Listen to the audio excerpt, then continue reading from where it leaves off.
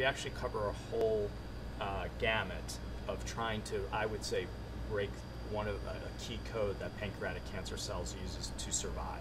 In the incubator are a number of, and don't be scared here, are a number of tumor cell lines that are growing from patients that have long passed on.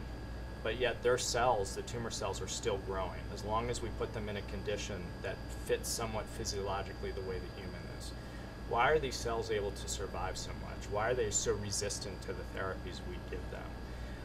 And we believe that there is a specific stress response protein or pathway, we call it HUR, that's very important in different ways of keeping these pancreatic cancer cells superhuman, if you will, and make them immortalize them, allow them to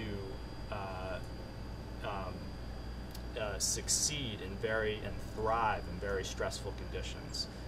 Because even when a patient has a pancreatic tumor, sometimes that microenvironment can get very deprived of oxygen, deprived of glucose, deprived of things to grow, but these cells seem to survive.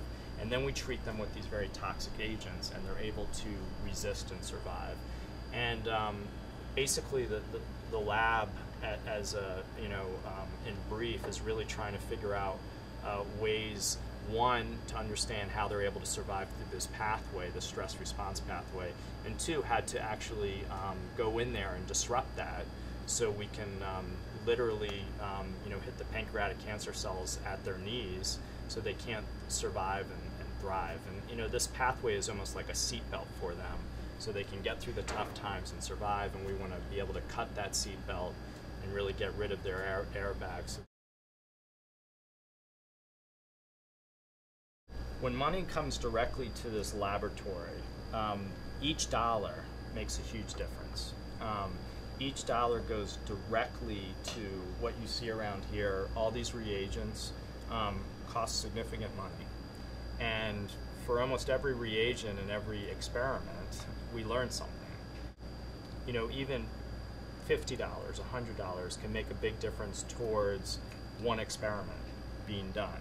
And that difference between $50 and $100, or even $1, that adds up, can make the difference of whether we be able to run an experiment or not run an experiment.